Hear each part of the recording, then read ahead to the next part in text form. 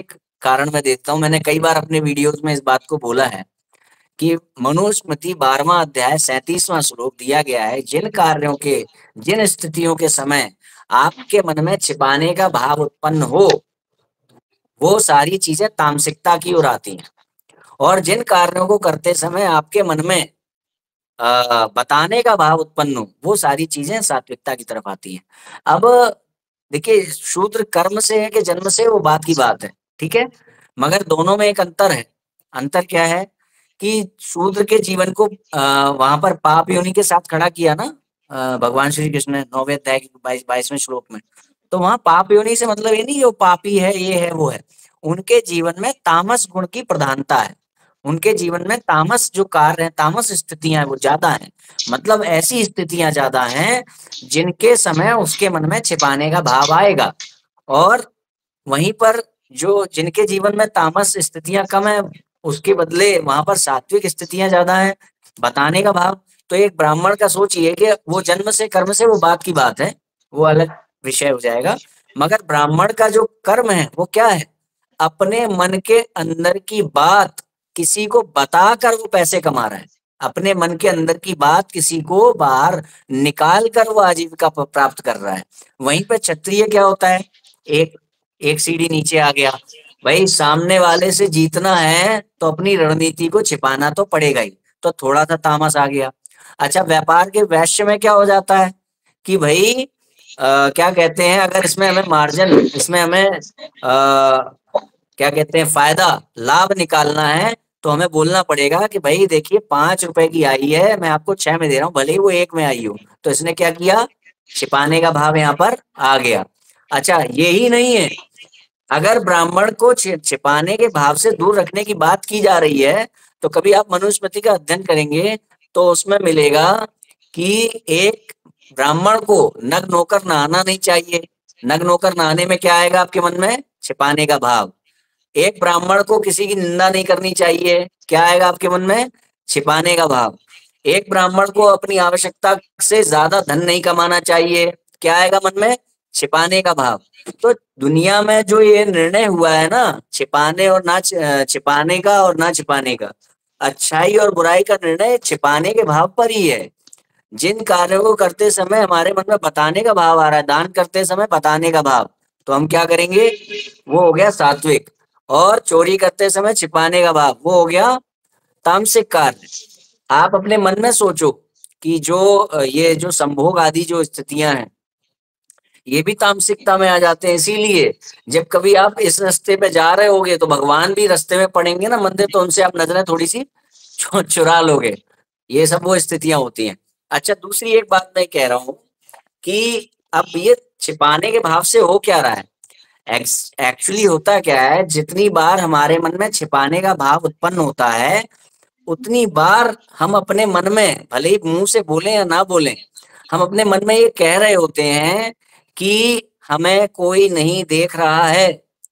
आपको मैं एग्जांपल दूं, जब आप चौराहा क्रॉस करते हैं तो कई बार वहां पर सर्किल बना होता है।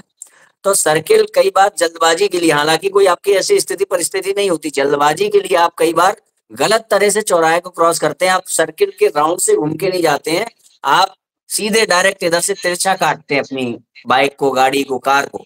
तो जब आप तिरछा जा रहे होते हैं तो आप क्या सोच रहे होते हैं? इससे पहले कि कोई ट्रैफिक पुलिस वाला, इससे पहले कि कोई मुझे अधिकृत व्यक्ति देख पाए, देख ले, उससे पहले मैं चौराहा क्रॉस कर जाऊं।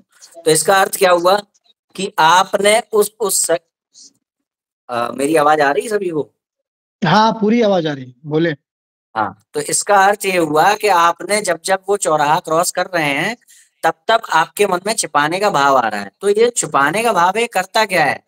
जो मैंने जो अध्ययन प्राप्त किया उसमें यही मालूम पड़ा, जितनी बार आप किसी से अपने मन में भाव ला रहे हो कि मैं छिपा रहा हूँ, उतनी बार आप अप्रत्यक्ष रूप से ईश्वर को भी नकार रहे हो। तो जो जीवन में जो लड़ाई है ना, ईश्वर को मानने की और ना मानने की, धर्म और धर्म की जो लड़ाई है, वो ईश्वर को मानने और ना मानने के ऊपर है। तो आपके जीवन में ये भाव बार बार आ रहा है, जितनी बार आप झूठ बोल रहे हो, चोरी कर रहे हो, ऐसे कर्म कर रहे हो, इसीलिए आपको ऐसे कर्मों से दूर करना ही धर्म सिखाता है कि कैसे आप उन कर्मों से दूर हो पाओ जिनमें कि छिपाने के भाव आते हैं। अब यहाँ पे मैं एक एग्जांपल दे दूं, जैसे कि मांसाहार पे बात आती है, तो मांसाहार में भी यही बात है कि मांस को जब आप प्राप्त करते हो, मांस को कोई व्यक्ति जब प्राप्त करता है तो प्राप्त करते समय उसके मन में छिपाने का भाव होता है। वहीं पे जब वो किसी शाकाहारी भोज्य पदार्थों को प्राप्त करने जाता है तो कोई भी जी बस वो टच होके स्किन पे ना जाए, बस हल्का सा ऊपर टच करके ऑन के रिकनेक्ट हो जाएगा अभी। तब तक मैं, ये आर्य समाजी बंधु बड़े बेचैन हैं, मैं इनको जरा उत्तर दे दूं।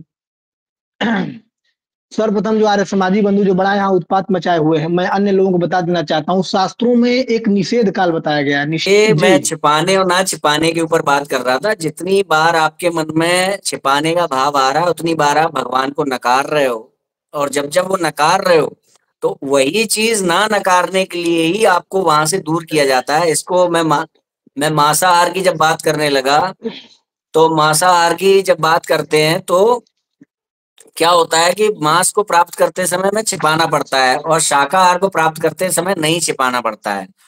तो हमारे सिद्धांतों में जहां कहीं भी जो मांस के निमित्त मांस परख जो प्रमाण प्राप्त होते हैं उनका केवल एकमात्र उद्देश्य होता है परिसंख्या विधि प्राण रक्षा के निमित्त।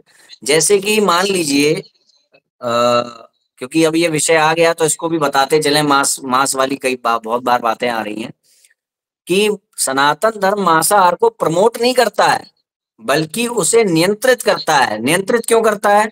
जिससे कि व्यक्ति नियंत्रण के कारण उससे विरक्त हो सके, है ना। प्रवृत्ति से निवृत्ति और निवृत्ति से निर्वृत्ति। तो वो जो मांस परक जो अर्थ मिलते हैं कहीं पर भी, वो उसके प्रमोशन में नहीं होते हैं कि खूब मांस खाओ। वो एक अनुमति है जिसको अधिकार समझता है व्यक्ति, अनुमति को अधिकार समझ लेता है। अब मैं आपको एग्जांपल दे रहा हूं। अभी क्या हो रहा है, कुछ दिनों से एक हलाल करके बहुत ज्यादा फैलाई जा रही है कि भाई जो मुस्लिम संस्थाएं हैं वो जितने भी ये उद्योग हैं उस पर हलाल का ठप्पा दे रही हैं। अब ऐसे में क्या हो रहा है, केएफसी या डोमिनोज या फिर ये सब जो संस्थाएं हैं, जो बहुराष्ट्रीय कंपनी है, संगठन है, वेबसाइट, ये सब ने हलाल का सर्टिफिकेट खरीद रखा है। अभी योगी जी ने किया था कि हलाल बैन किया था उत्तर प्रदेश में। तो इन्होंने क्या किया है, जितनी भी कंपनीज हैं ये हलाल का सर्टिफिकेट ले करके हलाल को प्रमोट कर रही हैं। अब हलाल का अर्थ क्या है? हलाल का अर्थ है कि इस्लामिक विचारधारा के अनुसार मांस, मांस का भोजन इस्लामिक विचारधारा के अनुसार। तो अब बात ये आती है कि हमें अपने लोगों को, जो हिंदू वहां जाकर के हलाल प्रोडक्ट खा रहा है, हलाल उत्पाद ग्रहण कर रहा है, तो हम चाहेंगे कि भाई हिंदू जो मांस खा रहा है वो हलाल तो ना खाए कम से कम। अब पहले दिन जाकर के हिंदू से ये तो नहीं कह सकते हैं इस समस्या के निवारण के लिए कि तुम मांस खाना ही बंद कर दो। तो अब हम ऐसे में ये कर सकते हैं कि भाई ठीक है, ऐसा तो है नहीं कि दुनिया में कोई हिंदू नहीं है जो मांस नहीं बेचता है। अब हम किसी हिंदू को लाएं और जहां पर हलाल मांस बिक रहा है वहीं आसपास किसी हिंदू मांस बेचने वाले को स्थापित कर दें। तो क्या हमने यहाँ पर मांसाहार का प्रमोशन किया है? क्या हमने हलाल वाली मांस व्यवस्था से लड़ने के लिए यहाँ पर अगर उपलब्ध कराया जो पहले से उस व्यवसाय में था, ऐसे हिंदू को हमने वहां से ला करके यहाँ स्थापित कर दिया, तो क्या इससे यह सिद्ध होगा कि हमने यहाँ पर मांसाहार को प्रमोट किया? भाई हम तो ये सिखाएंगे ही व्यक्ति को कि वो मांसाहार ना करे। मगर इस समय जो जो ऐसा हिंदू है जो ये जानता है मांसाहार नहीं करना चाहिए और वो जाकर के वहां पर हलाल वाली चीजें ग्रहण कर रहा है, तो हम उसको हलाल से दूर करने के लिए यदि ऐसा मांस उपलब्ध करा रहे हैं जो कि हलाल नहीं है, तो क्या उस जगह पर हम हलाल वो मांसाहार को प्रमोट करने वाले बनेंगे? नहीं बनेंगे। बस इसी संदर्भ में जो प्रमाण आते हैं ऐसे जो मांस परक अर्थ होते हैं वो इसी संदर्भ में है कि कोई व्यक्ति यदि प्राण रक्षा के निमित्त या प्रवृत्ति से निवृत्ति के निमित्त यदि उसके जीवन में मांस ग्रहण करना भी पड़ रहा है तो वो ऐसे ऐसे कठिन नियमों का पालन करते हुए करे जिससे कि उन नियमों का पालन करते करते करते करते अगर वो शास्त्र सम्मत चले बिल्कुल प्योर पिन पॉइंट, तो उसका वो मांस छूट ही जाए। ठीक है। जी, तो ये परिसंख्या। तो मांस की बात हो गई। अब मैं दोबारा आ जाता हूँ, हमारा जो मेन टॉपिक चल रहा था छिपाना और ना छिपाना। अच्छा, ये जो छिपाना और ना छिपाना है, इसको एक चीज और देख लीजिए, इस्लाम में भी ज्ञान के पीक लेवल तक नहीं ले जा पाते मगर हमारी चीजों को पकड़ते तो है ना थोड़ा बहुत। भाई जहां भी दुनिया में कोई थोड़ी बहुत भी चमक है वो है तो वेदों से ही ना। सनातन से ये जो भी चमक है, और जितने अंश में वेदों का विरोध है उतने अंश में चमक नहीं है। तो जो वहां पर कुफ्र आया है, कुफ्र शब्द छिपाना, छिपाने वाले को वहां पर काफिर कहा गया है। जो कुरान की आयतों को न मानने वाले को काफिर इस रूप में कहा जाता है कि वो उस शिक्षा को छुपा रहा है, ना मानते हुए छुपा रहा है जो शिक्षा समाज की भलाई के लिए भेजी गई है उनकी दृष्टिकोण से।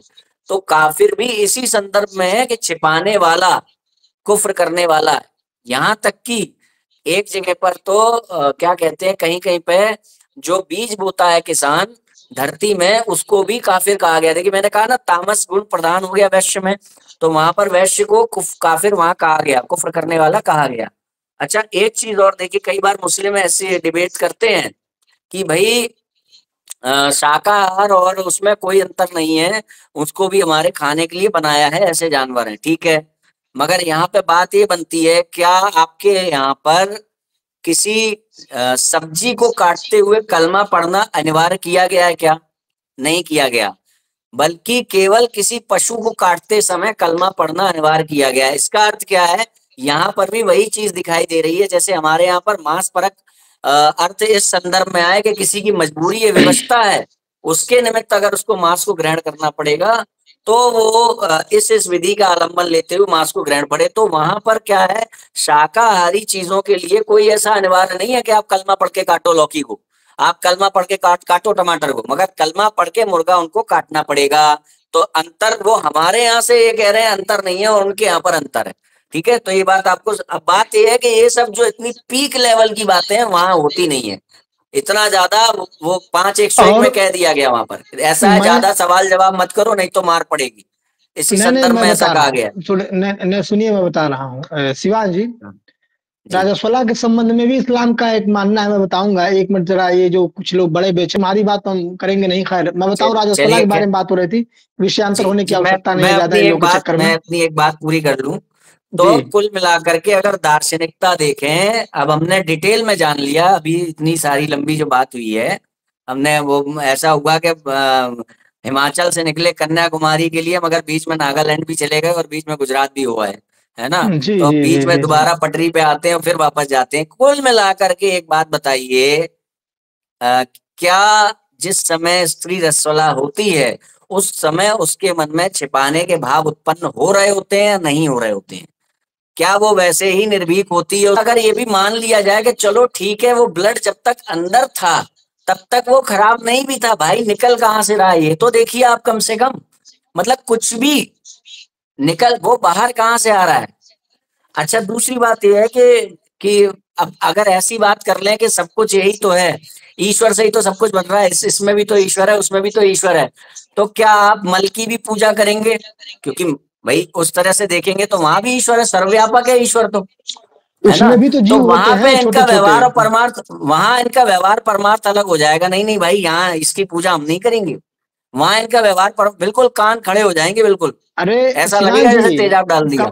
सिवान सुनिए, वो तो गुप्तांगों से निकलते हैं, मैं शुद्ध जगह से निकलने, मुंह से जो उल्टी निकलती है, उल्टी, क्या उसको स्पर्श करते हैं लोग क्या? वो तो शुद्ध जगह से निकला हुआ है। कहने बिल्कुल का अर्थ है, बिल्कुल, निकल मुंह क्या से रहा है? निकल रही है तब भी आप उससे घिनाते हैं क्या? उल्टी। बिल्कुल, बिल्कुल, बहुत अच्छी उल्टी तो बात मुंह कही। से ही निकल रही है, कान से खोट निकलती है, आप खा जाते हैं क्या बेली समझ के? अच्छा ये अब प्रश्न मैं पूछना एक चीज चाहता में हूँ लोगों एक से। चीज एक चीज में अभी आर्य समाजियों ने जातिवाद पे, छुआछूत पे बात की, तो मैं उनकी खत्म एक चीज पूछना चाहूंगा मैं, कि भाई उनके उनके यहाँ पे जो है जन्म से वो नहीं होता है, कर्म से होता है, मगर कर्म से होने के बाद भी उन्होंने ये तो नहीं माना कि नहीं शूद्र अध्ययन नहीं करेगा वेदों का, उन्होंने तो तब भी शूद्र को अध्ययन करा दिया। तो फिर ये पहली बात तो हुई कि इस विभाजन का उद्देश्य क्या है? जब शूद्र भी सारे वो कार्य करेगा जो ब्राह्मण करेगा, और ब्राह्मण भी वो सारे कार्य करेगा जो शूद्र करेगा, तो फिर इस विभाजन का उपयोग क्या था फिर? दूसरी बात ये आती है कि क्या आर्य समाज के द्वारा जितने भी उनके संपर्क में आने वाले लोग हैं, क्या उनमें कोई किसी को शूद्र के रूप में आर्य समाज ने स्वीकार किया है? नहीं किया, सभी लोगों को विद्वान ब्राह्मण के रूप में ही स्वीकार किया है, ठीक है, नहीं किया। तो इससे अर्थ क्या निकलता? आवाज कट गई शिवान जी।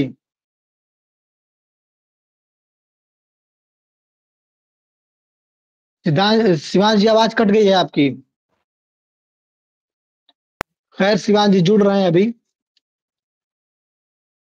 चंद्रकांत जी कह रहे हैं चर्चा अलग जारी है। हाँ, क्योंकि राजस्वला वाले प्रकरण पर व्यवहारिक पक्ष, वैज्ञानिक पक्ष और शास्त्रीय पक्ष, तीनों पक्ष रख दिए गए हैं। आपका उससे कोई संबंधित प्रश्न हो तो अवश्य पूछिए, उसका उत्तर मिलेगा। जब तक वो नहीं आ रहे हैं तब तक मैं बता दूं आपको कि राजस्वला समय में जब हमारी माताएं बहनें राजस्वला होती है, तो आपके घर में भी माताएं बहनें होंगी। उनके व्यवहार का आकलन कीजिए। क्या सामान्य दिन में जैसा उनका व्यवहार होता है, क्या उन 4-5 दिनों में भी उनका व्यवहार वैसा ही होता है? उनको सामान्य दिनों के औसत में ज्यादा चिड़चिड़ापन, चेहरे पर बीमारी की तरह लक्षण रेखाएं, थका हुआ शरीर, थका हुआ मन, हर बात में गुस्सा हो जाना, भोजन न करना, बहुत नींद लेना, हमेशा स्नान करने की इच्छा जाहिर होना और अजीब-अजीब सी वृत्तियाँ आने लगती हैं, जैसे कि एक बीमार आदमी में वृत्ति आती है। तो जब सामान्य स्त्री उस उन सामान्य दिनों में, उन असामान्य दिनों में सामान्य नहीं रह पाती है, तो किस प्रकार से ये कहने के अधिकारी हो गए आप कि दोनों स्थितियाँ समान होती हैं? मैं पूछना चाहता हूँ जया किशोरी जी से कि वो किस स्थिति में आके कह रही हैं कि वो सामान्य स्थिति है? और राजस्वला स्त्री के बारे में जयस्वला होने का, राजस्वला न होने का। जब से इन नियमों का फॉलो नहीं हो रहा, समाज कहाँ जा रहा है? देखिए ना, ऋषियों ने कहा कि राजस्वला का पालन न होने पर दुर्वृत्ति आती है समाज में, समाज व्यभिचारी हो जाता है। आज समाज कैसा है बताएं? क्या समाज आज व्यभिचारी नहीं है? समाज आज दुर्वृत्ति से ग्रस्त नहीं है? समाज में क्या अपराध नहीं हो रहा है? जी, अब आवाज आ रही है, लेकिन ऑडियो वीडियो अभी भी रुका हुआ है।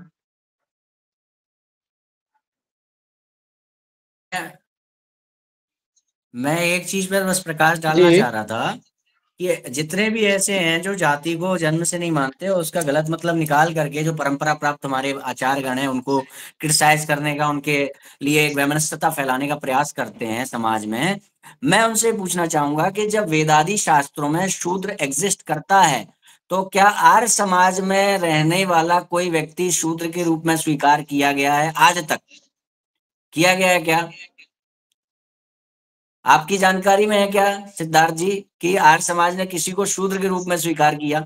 इसका अर्थ नहीं, यह नहीं, है, वो सबको ब्राह्मण बनाना है। हाँ, तो इसका अर्थ क्या हुआ कि उनके हिसाब से जो व्यक्ति आर्य समाज को अपना लेगा, समाज की धारणा को अपना लेगा, वो व्यक्ति ब्राह्मण ही होगा, वो व्यक्ति शूद्र होगा ही नहीं। इस हिसाब से अगर आर्य समाज को पूरे देश में ख्यापित कर दिया जाए, तो क्या शूद्र एग्जिस्ट करेगा वहां पे?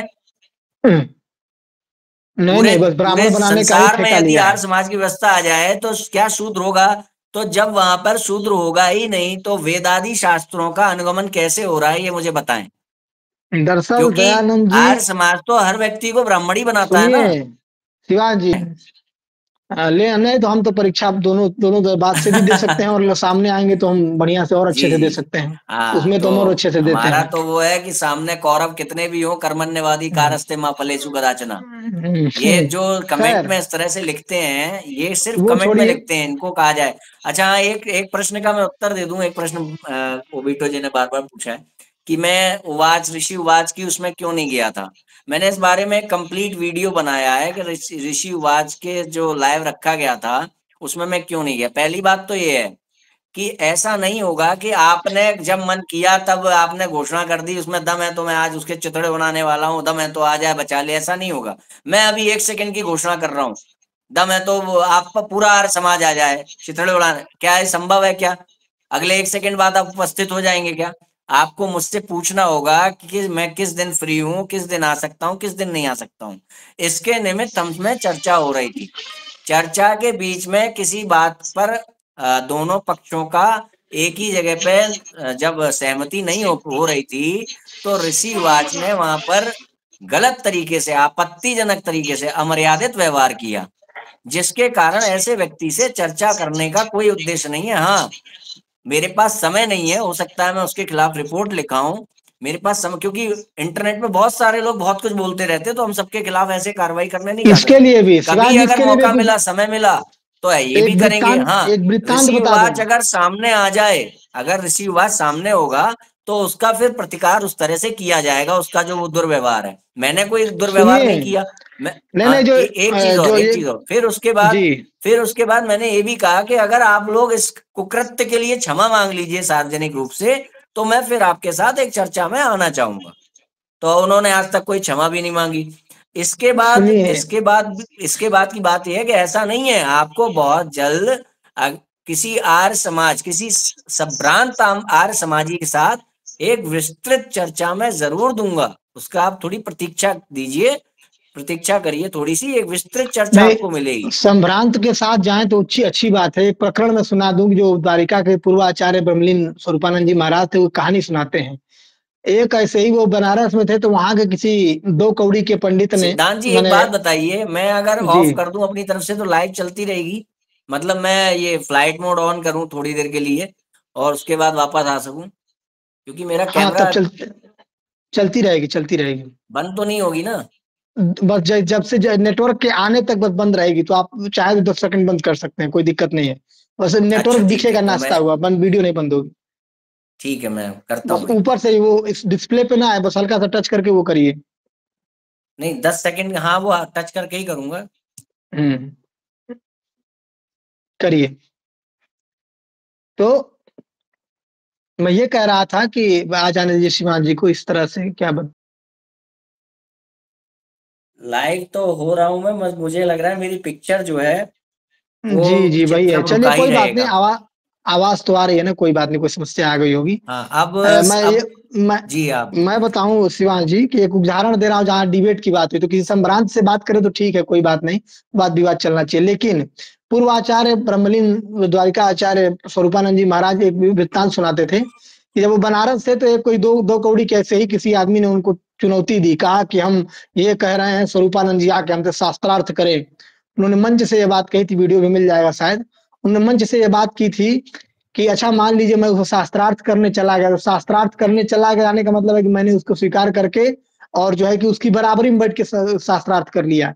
तो एक हाथी को एक कुत्ते से शास्त्रार्थ करे अपने बल के बारे में, यही एग्जाम्पल यहाँ सेट होता है कि मैं जाके उसे शास्त्रार्थ करूंगा तो एक तो दिन मेरा लेवल बराबर हो जाएगा। तो वो अपने आप को कुत्ता न करके अपने आप को हाथी कह, मैंने शंकराचार्य से शास्त्रार्थ किया था। तो एक बात समझिए कि हर किसी शास्त्रार्थ करने की आवश्यकता भी नहीं है। ये जो नहीं सड़क के वही मैं किनारे कह रहा जो हूँ। अब मल पदार्थ पड़े मैं होते हैं अगर ना, आज के उसमें जो, टाइम अभी के अभी भैया ब्रॉक लेंसनर को चुनौती दे दूं, खली को हम्म, चुनौती दे दूं, बतिस्ता को चुनौती दे दूं, हम्म, अंडरटेकर को चुनौती दे दूं, भाई उसमें दम है तो आ जाए मुझे हरा के दिखा दे। तो हम्म, तो अब वो नहीं आ पाया तो भाई वो जो है भाई, सही ये इलाज है लोग जी। इनसे में जैसे अब जो जो जितने भी आते हैं ऋषि उवाच की तरफ से, ऋषि उवाच ने तो एक गलत बात बोल दी और उसने माफी नहीं मांगी, और जो उसके वक्तव्य हैं मेरे लिए दिए, ऐसा नहीं है, मैं समय मिलेगा मैं कार्य करूंगा, बहुत सारे कार्य हैं। हम केवल केवल यही नहीं है कि वीडियोज ही बनाते हैं भाई, हम धरती पर भी कार्य करते हैं और ये सारे कार्य हमारे चैनल पे आपको खैर दिख भी जाएंगे। पर शिवान जी, तो हम लोग पर बात विषयांतर ये न हो आती तो है कि ज्यादा ये ठीक है। जो उनकी तरफ से जो कमेंट करते हैं आकर के, ये क्या कायर हैं क्या? ये स्वयं क्यों नहीं आ सकते भाई? इन्होंने तो कोई अभद्र वाली बात की नहीं, तो ये लोग क्या कायर हैं, या इन्होंने बचपन में माँ का दूध नहीं पिया है माता का अपनी, जो ये आ नहीं पा रहे हैं? कि आप क्यों नहीं सामना कर पा रहे हो? मैं आपसे अरे तो मना नहीं कर रहा हूँ। ये और क्या उसी रक्त आपको से सिंचित दृष्टांत लोग नहीं हैं पता भाई, है, जिसके सिद्धांत नहीं बारे पता में है? जया श्री जी, की जया किशोरी जी बता रही हैं। ठीक जी, है। तो अब यहाँ पे आपको क्या कमेंट्स नए आते हुए दिख रहे हैं क्या? हाँ, नए मुझे लग रहा कमेंट्स आ है रहे हैं जी। अब अच्छा मैं शिवांश जी, मुझे, अब मैं ये चाहता हूँ कि चूंकि देखिए, हम लोगों ने व्यवहारिक पक्ष, वैज्ञानिक पक्ष और शास्त्रीय तीनों पक्ष अपने मात्रा में रख दिया है, जिससे कोई भी व्यक्ति सुनने वाला राजस्वला के संबंध में अपने जीवन में कैसे उतारना है सब जान जाएगा। अब मैं ये चाहता हूँ कि जितने लोग जो भी लोग जुड़े हुए दिख रहे हैं, वो राजस्वला या इस प्रकरण में, जया किशोरी जी के प्रकरण के संबंध में, राजस्वला के संबंध में अगर कोई उनका प्रश्न हो तो वो प्रश्न पूछे, उत्तर देने का प्रयास किया जाएगा।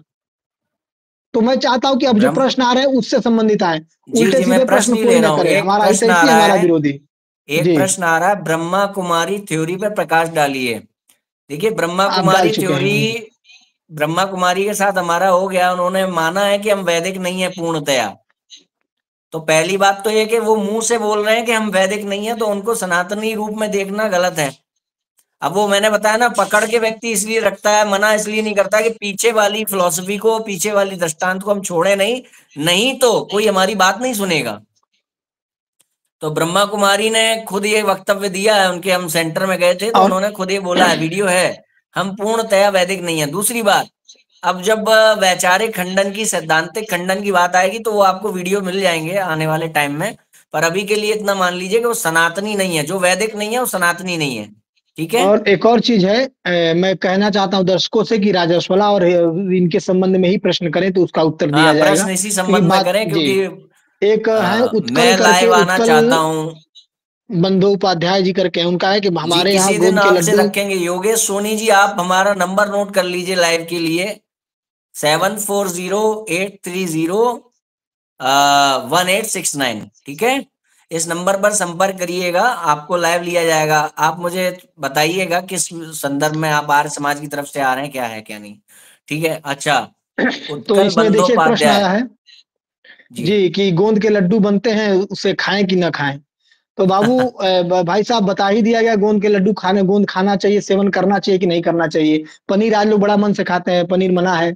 दूध जो फट के जो भी बनता है सब अप्राकृतिक है, अप्राकृतिक रूप से बना है। महाभारत में भीष्म जी ने इसको मना भी किया है जब युधिष्ठिर को प्रवचन कर रहे हैं उस समय ही।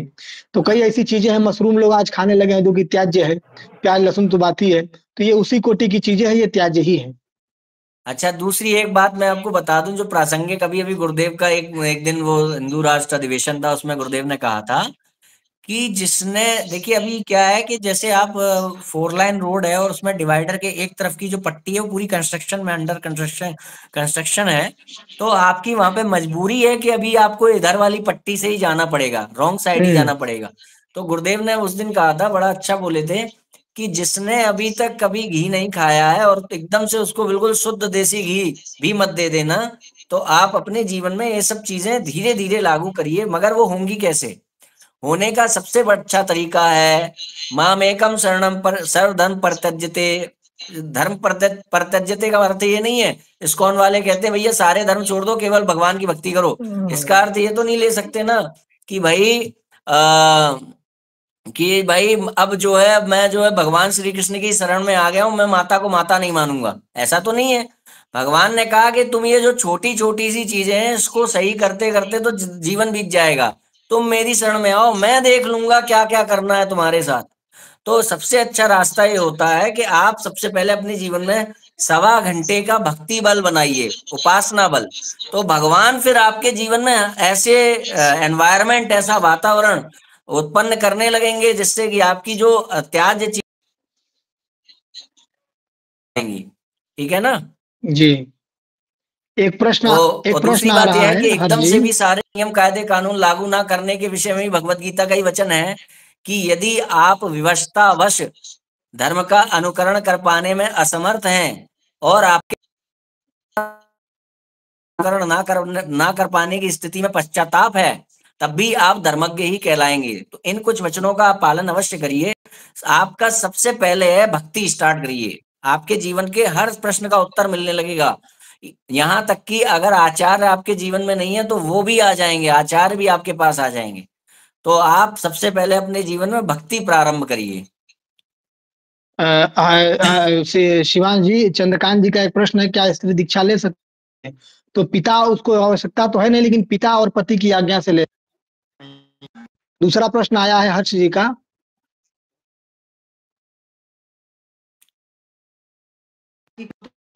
कामसूत्र तो पूरे जीवन को संचालित करने का सबसे उत्तम बुक है, उत्तम पुस्तक है कि अपने जीवन में वैवाहिक संबंध कैसे अच्छा, बनाएं। जिनको अगर जिनको कामसूत्र के अभी मैंने अनुसार नंबर दिया था, जिनको अभी मैंने नंबर दिया था, वो किसी बात से बौखलाए हुए हैं, तो लगातार मुझे व्हाट्सएप मैसेजेस कर रहे हैं। मैं आपके साथ वार्ता करूंगा पर अभी के अभी ये नहीं संभव हो सकता। आप धैर्य रखिए, ठीक है। आपको लेंगे, आपको आपसे आपको अवसर दिया जाएगा, आप धैर्य रखिए थोड़ा सा। और ये काफी दिनों से मुझसे जुड़े भी हुए हैं किसी माध्यम से, तो मुझे अभी भी पता चला क्योंकि इनका नाम सेव था वहां पर, यहाँ किसी और सुनिए नाम से जो थे। जी बताएं सिद्धांत जी, आप कामसूत्र ग्रंथ के बारे में बोल रहे थे कुछ।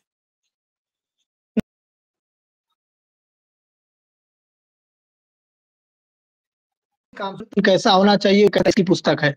उस पुस्तक को पढ़ने के बाद आप जाएंगे कि स्त्री विवाह क्या है, काम का जो धर्म अर्थ काम रखा गया, काम का वहाँ अर्थ क्या है। तो इसके लिए किसी परंपरा प्राप्त व्यक्ति से, किसी जानकार व्यक्ति से अगर जानकारी लेंगे तो बहुत अच्छे से समझ में आएगा। आगे बताइए। जी, हमारे यहाँ तो गोंद के लड्डू बनते, सेवन ये तो हो गया। हो अच्छा, गया मुझे हो गया नीचे आना चाहिए। ऊपर नीचे, हाँ। सनातन समीक्षा चैनल के बारे में क्या राय है, हमने देखा नहीं है अभी वो। जी। और क्या है, आधुनिकतावादी काम सूत्र से चल ही नहीं सकता है। कमेंट ऑफ करने के अलावा क्या कर सकते हो तुम लोग भाई? हमने कोई कमेंट ऑफ नहीं किए हैं। किंग अरे ऑफ द पागल है वर्ल्ड सब, वन टू पागलों थ्री को फोर छोड़िए, हटाइए। खैर। हाँ चलिए ठीक है, तो अब इसको आगे बढ़ाया जाए और फिर किसी दिन हम लोग लाइव आएंगे। आज हमने काफी सारे विषय कवर किए हैं, जैसे कि मांसाहार पे भी बात हो गई, स्त्री रसोला पे भी बात हो गई, एक पॉइंट ये भी छोड़ दिया कि भाई आर्य समाज के यहाँ पर शूद्र का अस्तित्व है कि नहीं है। तो इसका अर्थ ये है कि अगर देखा जाए तो इस तरह के जितने भी लोग हैं जो कर्म के अनुसार व्यवस्था को मानते हैं, ये एक तरीके से शूद्रों का अस्तित्व मिटाने का कार्य कर रहे हैं। अच्छा, सबसे बड़ी बात आप देखो कि जो लोग ये कहते हैं कि नहीं वो जन्म से नहीं कर्म से होता है, ये वो, उनको स्वयं आप देखिएगा, ना तो शिखा होगी ना सूत्र होगा। भले ही हमारे यहाँ कहा गया है कि अगर शूद्र भी है तो उसको भी शिखा रखनी चाहिए, टीका नहीं तो लगाना चाहिए। तो जो व्यक्ति ये वैसा बातें बोल रहा है कि भाई वो जन्म से होता है कर्म से नहीं होता, देखो शंकराचार्य वाले छुआछूत मानते हैं, वो व्यक्ति स्वयं देखिए, वो ना तो उसके पास शिखा होगा ना सूत्र होगा, यहाँ तक कि यज्ञोपवीत भी नहीं होगा, और वो ज्ञान दे रहा होगा वहां पर। अरे अच्छा, आप आगे समझे इससे नहीं एक बात शिवान जी। और है, एक बात संदर्भ में शिवान आई जी। है कि सबसे बात क्या है, अगर देखा जाए तो सृष्टि निर्माण, सृष्टि के नजरिए से, भौतिक संसार के नजरिए से सब। आपको आवाज आ रही मेरी? जी आवाज काफी लेट जा रही है, लग रहा है ऐसा। अच्छा, मैं बोल रहा था कि भौतिक भौतिकता के नजरिए से जो सबसे उत्तम श्रेष्ठ जीवन है वो शूद्र का है, क्योंकि उसको छूट है। जितने सारे जितना ब्राह्मणत्व की ओर जाएंगे उतना कड़े नियम, इतने क्या कहते हैं, शौच के बाद इतने कुल्ले, मूत्र विसर्जन के बाद इतने कुल्ले, अन्न के बाद इतने कुल्ले, फल के बाद इतने कुल्ले, दातून के बाद इतने कुल्ले। तो जितना हम ब्राह्मणत्व की ओर जाएंगे उतना कड़े नियम, और जितना हम शूद्रत्व की ओर जाएंगे उतने कम नियम। तो जो संसार का सुख भोगने का वो मिला है, तो वो एक तरीके से सबसे ज्यादा शूद्र को मिला है। इसका और भी है, इसका और भी उदाहरण दे सकता हूँ। मनुस्मृति के अनुसार जिस अपराध के लिए ब्राह्मण को कई गुना ज्यादा डंडे हैं, कई गुना ज्यादा वहां पर सजा दी जा रही है, उसी अपराध के लिए शूद्र को कम सजा दी जा रही है। तो ये भी देख लीजिए व्यवहारिकता में। और क्या है, शूद्र के लिए ये नहीं कहा गया कि आप जो है अपमान की खोज करो, ब्राह्मण को कहा गया कि तुम कभी सम्मान पे ध्यान मत देना, हमेशा अपमान पे ध्यान देना, ब्राह्मण को कहा जा रहा है। शूद्र को नहीं कहा गया कि भाई तुम जरूरत के अनुसार पैसा कमाओ, नहीं, ब्राह्मण को कहा गया है कि जरूरत से ज्यादा पैसे मत कमाना, धन अर्जन मत करना। तो ये सारे कड़े नियम किस पे हैं? अब ये सारे नियम वो जो ब्राह्मण बनना चाहता है वो कभी अपनाएगा नहीं, ये वाले नियम ऐसे नियम है। जब डंडे पड़ रहे होंगे ना शूद्र से कम ब्राह्मण ब्राह्मण को, तो हर ब्राह्मण कहेगा भाई उसको कम क्यों मार रहे हो, मुझे मुझे ज्यादा क्यों मान रहे हो, ये कहेगा। अच्छा, दूसरी एक बात ये है, ये लोग जो शूद्रों को ऐसे करते हैं ना, भड़काते हैं इस व्यवस्था के खिलाफ, कह रहे वो तुझे हीन समझते हैं, तुम छुआछूत मानते हो, ये वो भड़काते हैं। उनके दृष्टिकोण से ऐसी भावना प्रकट होती है कि वो स्वयं शूद्रों का जीवन जीना चाहते हैं, इसलिए शूद्रों का वहां से पलायन करा रहे हैं, शांत उनकी हो जा जगह रहा है, हथियाने ये के क्या लिए, हम बताएं। कि ये जो लघु उद्योग है ये सब खाली हो, जितने भी सर्विसेज वाले क्षेत्र हैं, जितनी भी छूट है जीवन जीने की, वो मुझे प्राप्त हो, और शूद्र जाकर के नियमों का पालन करें। शांत हो जा। जी। जी। तो मैं यही कह रहा था, कुछ ऐसे प्रश्न अच्छे आए हैं इसमें, देखिए शिवान जी, कि भाई जी। जी ब्राह्मण को 6 पीढ़ी से जनेऊ न हुआ हो तो क्या उनके लिए जनेऊ विधान है? चूंकि व्रात्य दोष है, व्रात्य का बड़ा विधान है, लेकिन आप प्रयाग चले जाइएगा, पूरी शंकराचार्य भगवान के ही कृपा पात्र आदरणीय वहाँ सदानंद आश्रम के आचार्य जी हैं, वो आपको वो एक विधि बता देंगे नाम जप के माध्यम से, उचित सीमा में। तो वहां जाकर के आप जो है कि अपने पूर्वजों से जो भी नहीं हुआ है, ब्राह्मण है क्या है, वहां पर जाकर के आप एक उनसे निदान पूछ सकते हैं, वो बता देंगे। एक निदान बताते हैं जिसमें कुछ समय लगता है, उसके बाद आप उस योग्य हो जाते हैं।